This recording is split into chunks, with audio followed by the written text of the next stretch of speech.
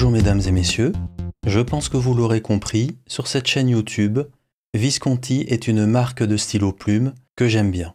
Alors oui, c'est vrai, c'est une marque qui est souvent assez chère, mais jusqu'à présent, tous les modèles que j'ai eu en main étaient de qualité. Est-ce que le modèle que vous avez sous les yeux sera lui aussi de qualité? Eh bien, c'est ce que nous allons voir. Ce modèle est le modèle Opera Gold. Il existe en 3 couleurs, noir, rouge, bleu, et le mot gold est tout simplement pour marquer le fait que la résine est marbrée de poussière d'or. Dans ce modèle Opera, il n'y a pas que la série Opera Gold, il y a d'autres séries comme par exemple l'Opera Demo Carousel. Vous l'aurez, je pense, deviné, le nom du modèle Opera est tout simplement que Visconti a voulu rendre hommage à l'opéra lyrique avec une pensée pour Verdi, Puccini, Rossini, Mozart, etc. Nous verrons aussi, pendant la revue de plus près, que bien entendu, dans ce stylo, il va y avoir un rattachement à la ville de Florence, même s'il est discret. Je rappelle, la ville de Florence est la ville d'origine de Visconti. Justement, passons la revue de plus près.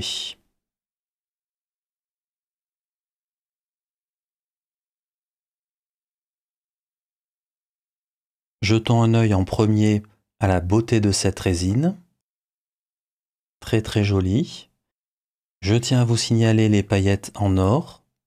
On en voit des traces comme ceci par exemple. Ces paillettes en or sont en fait très discrètes et elles sont surtout là pour faire varier la couleur rouge. On voit quelques endroits où elles se sont entre guillemets un petit peu amoncelées. Ici typiquement on les voit un petit peu plus. Mais globalement c'est très bien fait et ça amène de très jolies variations au rouge.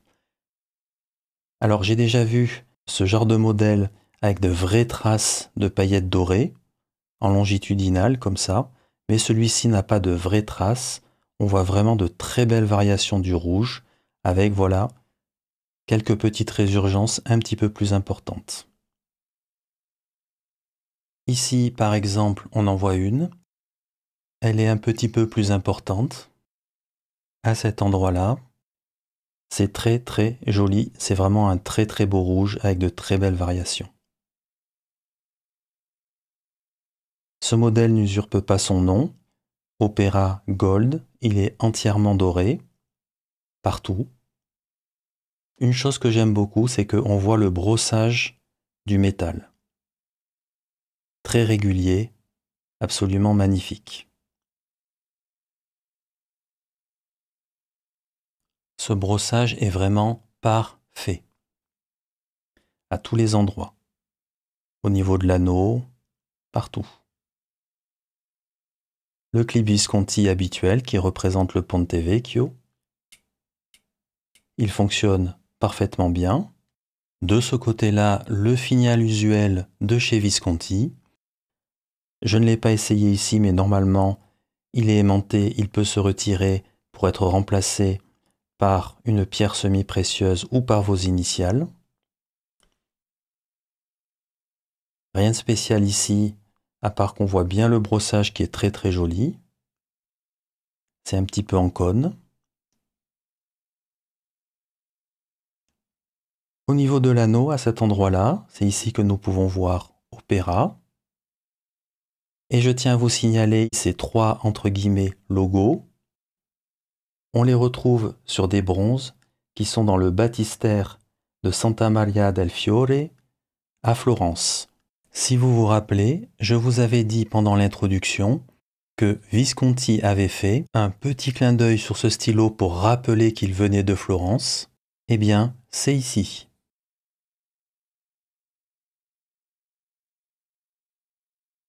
Nous regardons le piston, qui est un vacuum filler que Visconti appelle Power Filler. Alors une chose que je veux vous montrer, je vais comparer par rapport à l'Homo sapiens. Regardez un petit peu la différence de diamètre entre les deux tiges.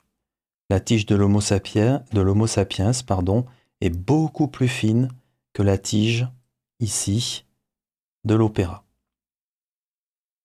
La différence est vraiment impressionnante.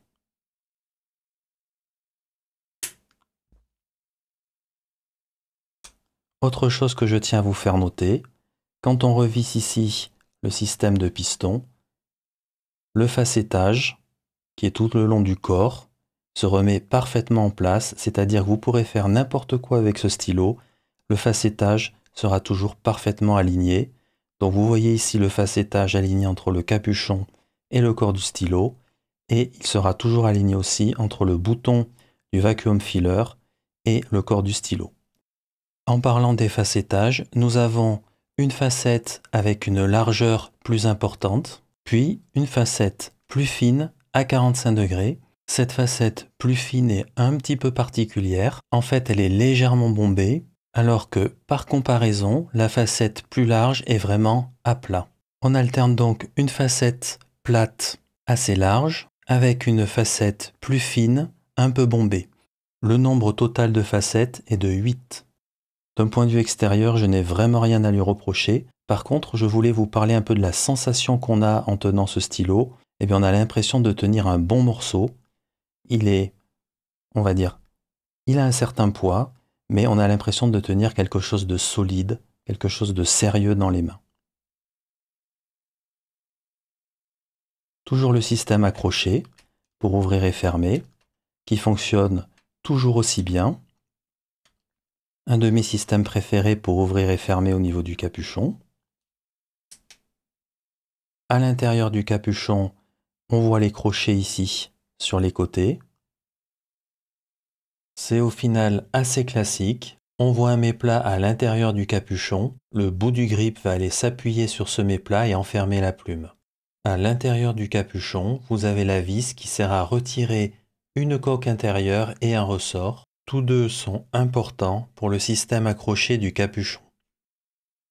Justement, ce système de crochetage, eh bien le crochetage se fera ici, au niveau de la fenêtre d'encre, à cet endroit-là.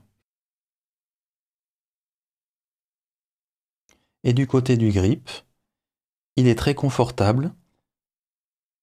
Visconti a eu la très bonne idée, comme sur pas mal de ses stylos dans cette gamme-là, d'avoir quelque chose pour arrêter les doigts au bout du grip, et ce quelque chose est en plus rainuré. Du coup, les doigts ne glissent pas, on tient bien le grip, en plus ils sont arrêtés en bout de grip, ça fonctionne très bien, pas de souci avec ce grip-là. Quand je touche un petit peu au niveau de toutes les parties, tout est doux, on ne ressent rien, pas d'arête, etc. À part bien entendu au niveau du système de crochetage à cet endroit-là, où on sent un petit peu les arêtes, mais globalement, tout est très bien fait. Il en va de même sur le capuchon. On peut toucher absolument partout, tout est impeccable, tout est doux, rien ne choque, rien n'agrippe le doigt, c'est parfait. Pour conclure cette revue de plus près, je n'ai vraiment rien à reprocher à ce stylo. Tout est parfaitement en place, beau, bien fait. La résine est épaisse, on a l'impression de tenir un stylo bien solide. Que dire de plus? Eh bien si, j'ai quelque chose de plus à dire. C'est juste que la plume en acier chez Visconti m'intrigue. Bien, ici nous avons la plume habituelle Visconti, sur ce modèle Opéra, qui n'est rien d'autre qu'une plume Schmidt, comme je le disais déjà avant. Et j'ai vu, de manière très amusante, apparaître sur un Homo sapiens, un vendeur qui vendait l'Homo sapiens avec une plume en acier. À un prix, bien entendu, beaucoup plus bas que l'Homo sapiens avec une plume en or. Cela va de soi. J'ai demandé au vendeur et le vendeur m'a dit que Visconti lui livrait les stylos comme ceci, avec cette plume en acier-là montée sur l'Homo sapiens Demosthone. Ça m'a beaucoup intrigué. Donc, les deux plumes mis côte à côte, on voit clairement que ces deux plumes ne sont pas du tout pareilles. Donc ici, j'ai une plume en acier de chez Visconti, et ici, j'en ai une autre dont on sait qu'elle vient de chez Schmidt. Du coup, je me suis posé la question au niveau du housing. Donc, j'ai retiré les deux plumes. Donc, je rappelle que ce Demosthone vert vient de chez Visconti. même si je l'ai eu par un intermédiaire. C'est ce que cet intermédiaire m'a spécifié. Et lorsque je regarde, bien entendu, les deux plumes, OK. Mais par contre, les deux housings sont complètement différents. Ici, nous avons bien un housing Schmidt, mais ici, nous avons le housing de la plume en or Visconti. Et la preuve, c'est que j'ai pris mon Demostone Ruby, je retire la plume du Demostone Ruby qui, elle, est une plume en or. La preuve ici. Et nous voyons bien que cette plume en acier qui était montée sur le Visconti Émeraude, le Visconti Demostone Émeraude, eh bien ce housing est le même. Donc, il existe une plume en acier chez Visconti qui se monte dans le housing de la plume en or. Et je le prouve puisque je prends la plume ici en acier et je peux monter dans le Demostone qui a originellement une plume en or sans aucun problème. Donc ceci m'intrigue beaucoup parce qu'il y a deux plumes, aujourd'hui deux plumes en acier chez Visconti. Et Visconti a délivré en tous les cas à un de ses intermédiaires, directement, un Homo sapiens de couleur émeraude, avec une plume acier dont vous pouvez voir la sérigraphie d'un peu plus près. Sérigraphie qui est très amusante parce que le haut de la sérigraphie correspond bien aux plumes acier qu'on connaît chez Visconti, mais pas le bas de la sérigraphie, pas la zone basse. Donc je me suis posé la question de savoir ce que c'était cette plume en acier, et si dans un avenir on allait voir toutes les plumes de chez Visconti remplacées par cette plume-là dans le housing de la plume en or. Je n'en ai absolument aucune idée, ce sont juste des observations, et ça m'a beaucoup intrigué de voir ce stylo Homo sapiens émeraude avec une plume acier montée dans un housing de plume en or. Et vendu tout à fait comme un stylo avec une plume acier et au prix d'un stylo Visconti avec une plume en acier, pas au prix de l'Homo sapiens avec une plume en or. C'était parfaitement indiqué et parfaitement affiché. Donc, je livre ces interrogations, je n'ai pas de réponse, mais j'ai trouvé ça très intéressant, du coup j'en ai parlé dans cette vidéo. Nous passons à la pesée et ça m'intéresse beaucoup car la sensation dans la main est vraiment d'avoir un stylo costaud. On va voir si ça se vérifie à la pesée. Poids total, 48 grammes. Le capuchon, 18 grammes. Nous allons donc avoir aux alentours de 30 grammes, presque 30 grammes. Pour le reste, corps, grippe, plume. Juste pour comparaison, le Demostone Homo sapiens, eh bien, il fait presque 10 grammes de moins que le stylo Opera. Pour résumer, nous avons bien un stylo qui est assez costaud, qui a un certain poids, surtout quand on le considère capuchon plus corps du stylo.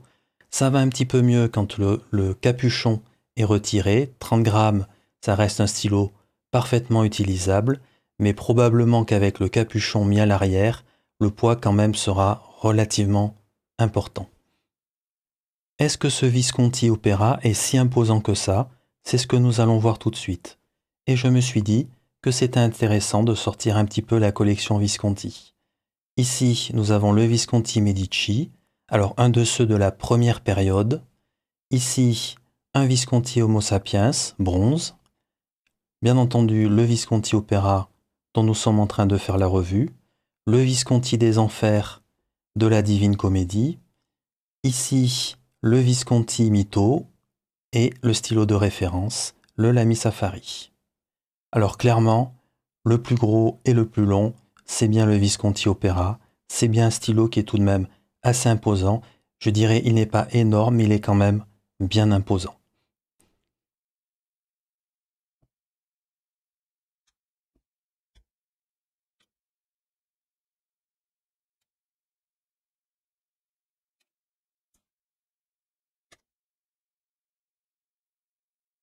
Maintenant que nous avons retiré tous les capuchons, eh bien nous voyons que le stylo le plus long, c'est toujours le Visconti Opera. On voit que par contre, le Lamy Safari n'est pas très loin derrière. De même, l'Homo sapiens n'est pas très loin derrière, les autres sont tout de même nettement plus courts. Lorsqu'on regarde au niveau diamètre, peut-être que le Visconti Homo sapiens au niveau du corps est un petit peu plus épais à cet endroit-là, tout simplement parce que le Visconti Opera est facetté, donc il fait, on va dire, un peu moins épais.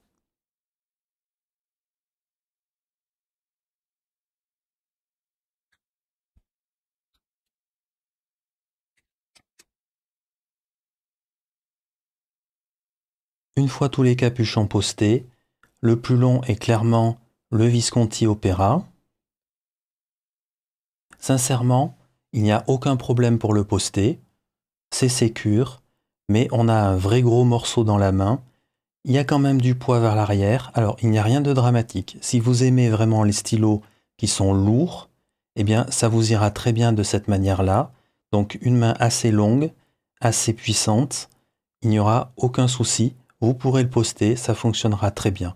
Par contre, il faut reconnaître qu'il a un certain poids, qu'il a un petit peu de poids vers l'arrière, même si c'est pas énorme, c'est pas rédhibitoire, mais je pense que la plupart des gens ne le posteront pas.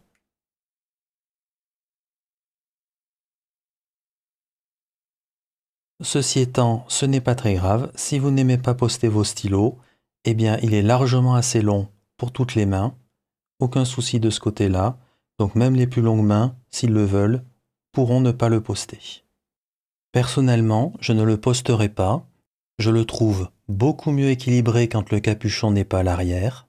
Et dans le cas présent, je trouve qu'écrire avec les 30 grammes sans le capuchon, c'est moins contraignant pour la main que d'écrire avec les 50 grammes et le capuchon à l'arrière.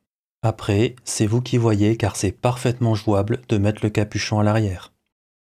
Nous passons à la session d'écriture. Côté confort, le stylo est parfaitement confortable lorsqu'on écrit. Le grip, quant à lui, est de taille moyenne et n'est pas glissant. Enfin, la zone en bout de grip juste avant la plume qui permet d'arrêter les doigts fonctionne très bien. Du côté de la plume, c'est une plume Schmidt. Vous le devinerez donc, elle est rigide. J'ai trouvé cette plume médium vraiment très très douce, elle glisse vraiment très bien sur le papier, elle est clairement du côté humide, un tout petit peu de feedback. Pour tout dire, j'ai personnellement beaucoup apprécié cette plume grâce à sa douceur. Conclusion, une plume que j'ai trouvée très plaisante.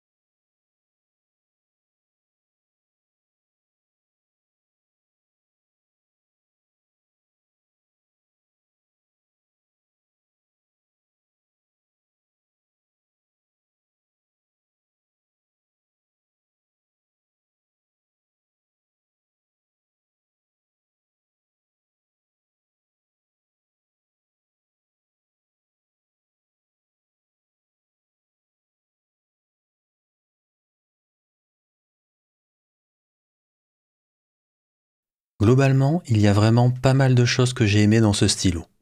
Tout d'abord, le manufacturing, et je rajouterai, comme très souvent chez Visconti, il est au top. Un excellent manufacturing tout simplement.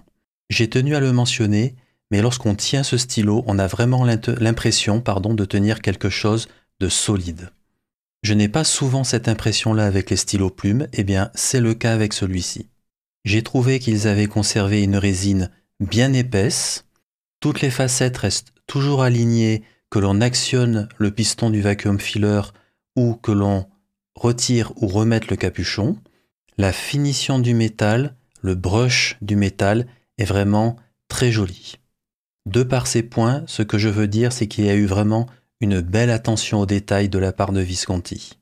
On retrouve une fois de plus le système accroché du capuchon, que moi j'aime beaucoup, il est très efficace, très fonctionnel. Le clip, comme toujours chez Visconti, beau et fonctionnel. Le stylo est confortable à l'écriture. J'ai aussi mis le système de vacuum filler dans les points positifs. Pour rappel, nous avons une double chambre. Ceci veut dire que pour écrire, vous n'aurez même pas besoin de dévisser à l'arrière le bouton qui permet de manipuler le piston filler.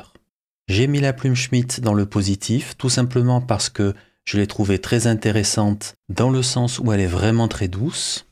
Si vous aimez les plumes très douces, ça fonctionnera bien. Par contre, ça reste une plume Schmidt, donc très rigide. Si vous n'aimez pas les plumes rigides et les plumes très douces, cette plume n'est pas pour vous.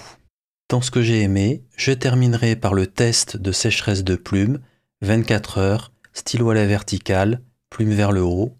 Aucun problème, le stylo redémarre tout de suite après ces 24 heures. Dans ce que je n'ai pas aimé, eh bien au final, je n'ai rien trouvé. Mais je tiens tout de même à mentionner les 2 points que je n'ai pas classés. La colonne d'appartenance à ces 2 points dépendra de votre goût personnel. Le premier point, c'est la plume Schmidt, j'en ai déjà parlé, je ne reviens pas dessus. Et le deuxième point, ce n'est rien d'autre que le poids du stylo. Ça n'est certes pas un stylo très lourd, mais le stylo entier et ancré pèse pratiquement 50 grammes. Vous ôtez le capuchon et vous serez plutôt un petit peu au-delà de 30 grammes. Là-dessus, à vous de juger. Pour résumer, ça va être très simple. C'est un stylo qui coûte un petit peu cher si on considère que c'est une plume en acier et pas une plume en or. Par contre, il respire la qualité, le solide, le sérieux. Pour résumer, un peu cher, mais vous en avez clairement pour votre argent. Ceci termine la revue du Visconti Opera Gold. Je vous remercie pour votre attention et à bientôt.